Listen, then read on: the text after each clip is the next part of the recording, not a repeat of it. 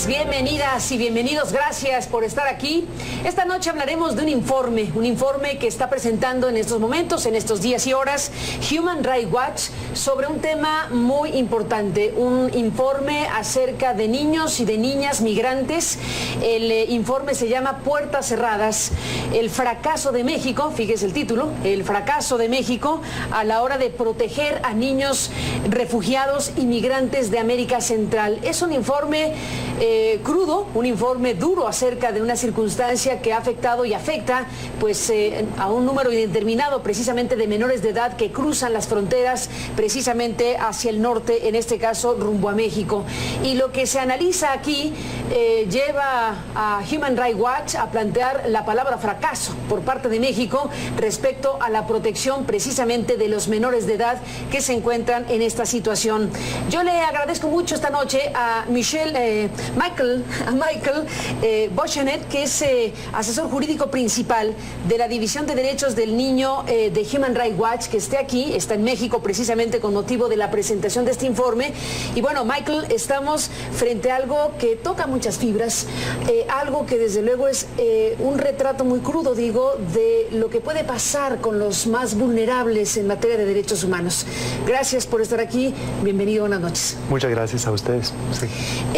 Este informe que está circulando, bueno, pues como digo, en estas horas y días, habla de causas por las cuales son expulsados de sus países menores de edad. ¿Por qué no empezamos por ahí? Las razones por las cuales se van o tienen que irse o son expulsados menores de edad. Bueno, estamos hablando de niños, niñas y adolescentes que están huyendo de amenazas directas, tal vez esfuerzos para juntarse con las maras a pena de muerte. O sea, si no están parte de las maras, el resultado sería su muerte. En otros casos, al resistirse ser parte de las maras, puede costarles la vida. Eso, exactamente. O sea, entonces hablamos de reclutamiento forzado para estar parte de las maras. En otros casos, hablamos con chicos y chicas que han sufrido secuestros para pagos, o sea, en otros casos extorsión. Hablé con un chico, por ejemplo, de 15 años que trabajé en un bus en Honduras, y como el bus viajó a través de varias áreas en donde varias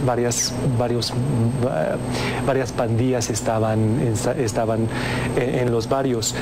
Tenía que pagar cada uno de las maras para poder continuar trabajando. No fue una gran cantidad de dinero, pero fue demasiado para él, y si no fue posible pagar, también sería matado. En el caso de chicas en particular, hemos oído de violencia sexual, de la necesidad de juntarse con maneros, o sea, hablamos tal vez de casamiento forzado en estas situaciones, y en general estamos viendo una situación de violencia que es increíble, es enorme, es insoportable, y por eso las familias o los niños y niñas toman la decisión finalmente, después de muchos esfuerzos de estar salvos y sanos en sus propios países, han tomado la decisión de salir, de huir a México o tal vez hasta Estados Unidos en búsqueda de algo más seguro. ¿Cuáles son los países que estudia y que reporta Human Rights Watch de América Central que forman parte de este universo? Pues estamos hablando de los 3 países del Triángulo Norte: Guatemala, Honduras y El Salvador. Y en los 3 países estamos viendo situaciones críticas en cuanto a violencia, en cuanto a tasas de homicidios, en cuanto a secuestros, robo, todo tipo de delincuencia, y sobre todo la presencia constante de maras y pandillas. ¿Huyen solos? ¿Huyen con sus familias? ¿Cómo huyen? ¿Cuál es la mecánica para salir de su país? Depende en su situación. Hablamos con muchos que huyen solos o huyen con tal vez compañeros de su misma edad. ¿Situación? Sí. A veces con familias, a veces con hermanos o hermanas mayores, a veces con algún adulto que puede ser familiar, que le puede guiar un poco, y a veces con coyotes, con personas que pagan para para poder facilitar el viaje. Pero hemos visto todo, o sea que el elemento común es que están buscando la manera más eficaz para salir lo más rápido posible para conseguir algo de seguridad. Ahora, Human Rights Watch es duro con México porque dice quien fracasa es México a la hora de proteger a esos niños. No sé si incluye también el fracaso de América Central para poder proteger a esos niños en su propio territorio. En el informe seguramente tendrán que ver un ángulo y el otro. Exactamente, o sea que sin duda la situación en los 3 países de América Central es grave, es serio. O sea que la falta de protección es casi completo. Entonces el fracaso empieza con estos 3 países de Centroamérica. Cuando llegan a México, o sea, la obligación de México, la ley mexicana dice que las autoridades mexicanas deben evaluar si hay necesidades de protección, si hay riesgos, si están enviados de vuelta a sus países de origen. Y así es el fracaso de México. O sea que la ley es excelente, en papel excelente. El problema es la práctica y el problema concretamente es cómo reciben las autoridades de inmigración una vez que estos niños, niñas y adolescentes sean detenidos y sometidos a procesos de deportación. ¿Y qué pasa ahí? Pues lo que pasa primero es que no están informados de sus derechos. Las agentes de inmigración no dicen que tienen la posibilidad de aplicar para estatus de refugiado. No hacen una mínima investigación en la gran mayoría de casos si hay necesidades de protección, si hay riesgos, si están saliendo por cuestiones de persecución, de violencia, de amenazas a la vida, de tal vez de tortura. O por razones económicas también. Por razones económicas que es otra situación. O sea que lo que oímos muchas veces... En el volumen hay de diferentes casos. Hay diferentes casos. Es importante entender también que cada persona viene con una combinación de razones. O sea que si la pregunta, que muchas veces es así, la pregunta es ¿por qué vas a México? ¿Por qué vas a Estados Unidos? La respuesta muchas veces es, bueno, por la escuela, por el trabajo, por estar con la familia, que es en la mayoría de casos verdad. O sea que tienen estos motivos para elegir dónde van. Si la pregunta es ¿por qué saliste? Es otra situación, que muchas veces, casi la mitad de los casos que hemos visto, también casi la mitad de los casos que autoridades como el ACNUR ha visto, la respuesta es violencia, es amenaza, es persecución, es falta de protección por parte de las autoridades centroamericanas. Volvemos un momento más, en un instante, con este informe.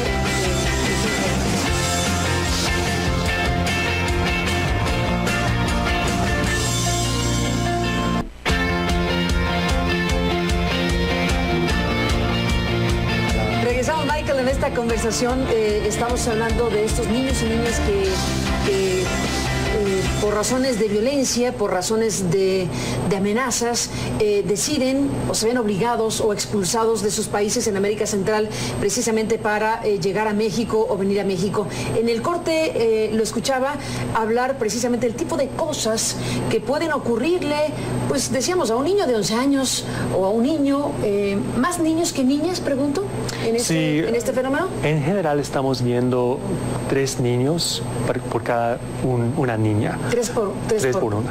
Sí, o sea que lo que sí podemos decir también es que la cantidad de niñas está aumentando. ¿Solas o acompañadas? Solas y acompañadas. Solas y acompañadas. Pero lo interesante, lo impresionante es que aún para una niña sola estamos viendo más y más en los últimos años en particular. Ha crecido el número de niños. Ha crecido, sí.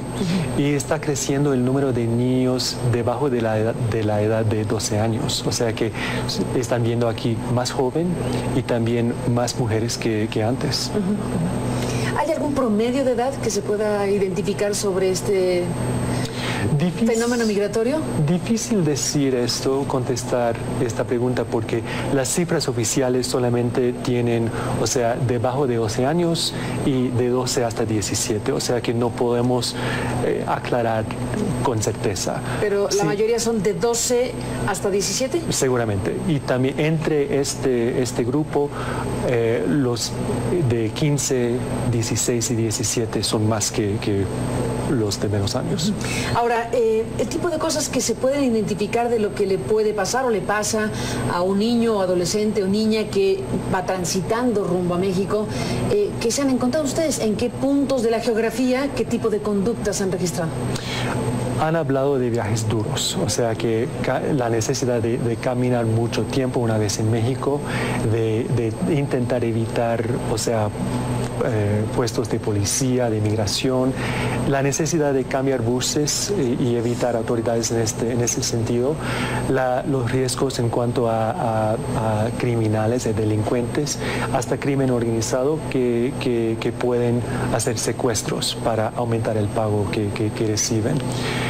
Hemos hablado con niños y niñas que han sufrido extorsión por parte de policía local también.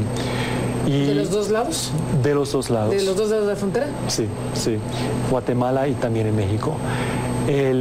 Entonces enfrentan casi el mismo nivel el mismo nivel, no sabemos, pero los mismos riesgos en cuanto a extorsión, violación en ciertos casos, secuestro, robo, que sufrieron en Honduras, El Salvador o en su país de origen. De lo que vienen huyendo. Sí, exactamente. ¿Y llegan a México y se encuentran con cosas similares?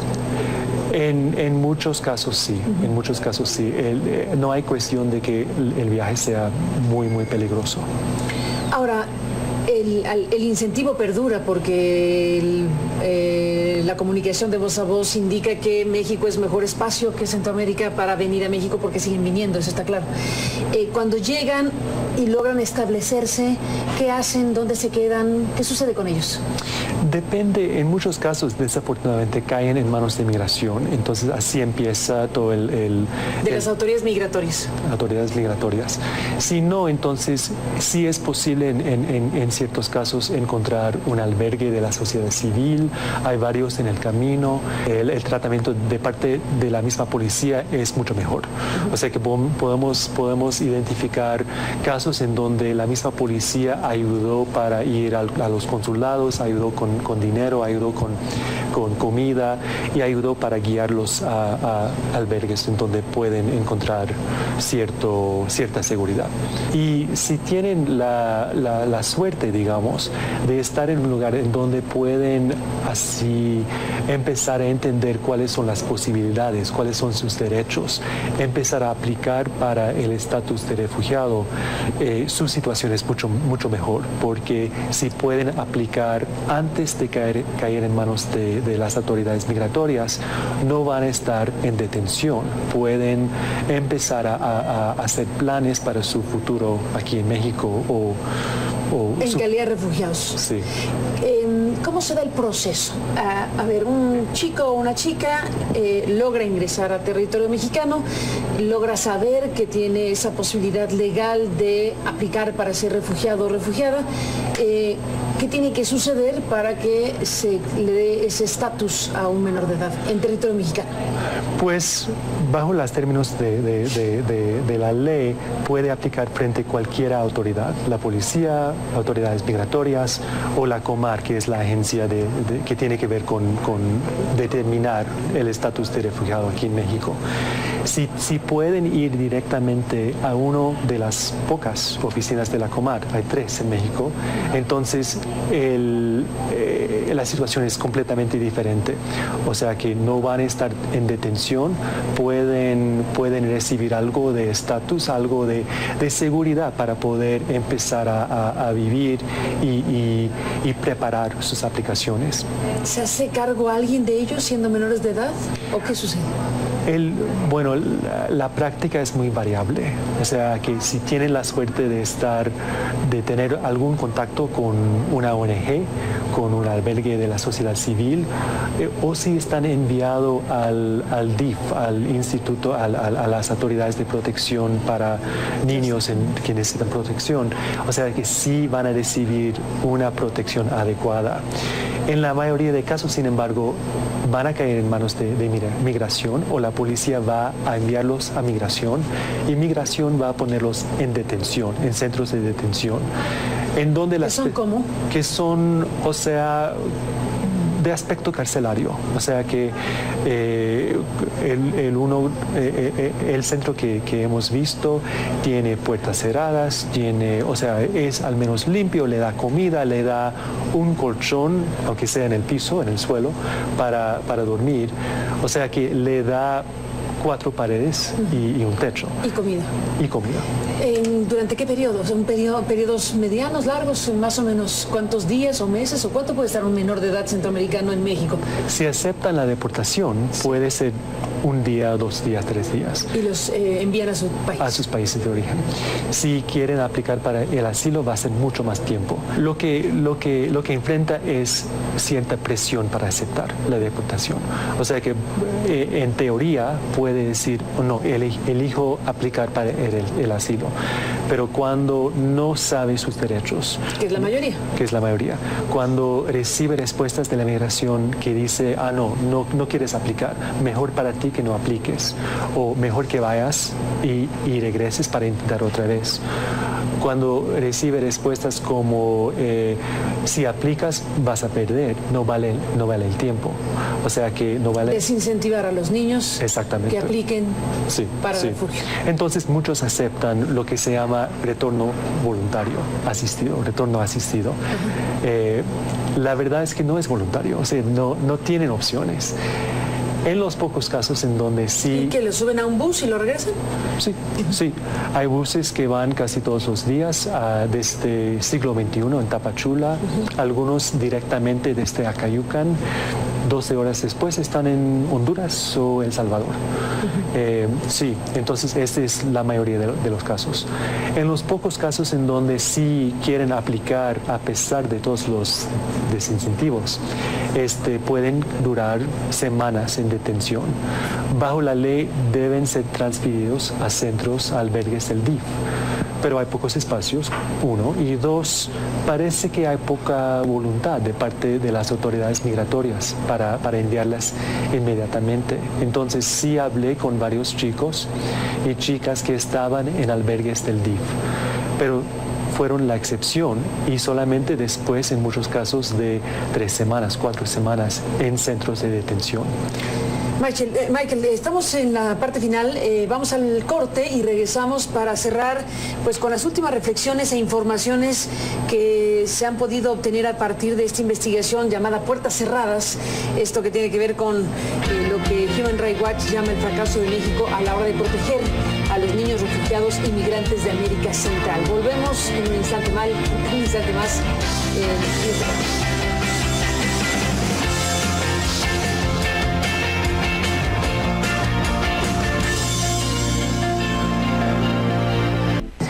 Bueno, regresamos en la parte final.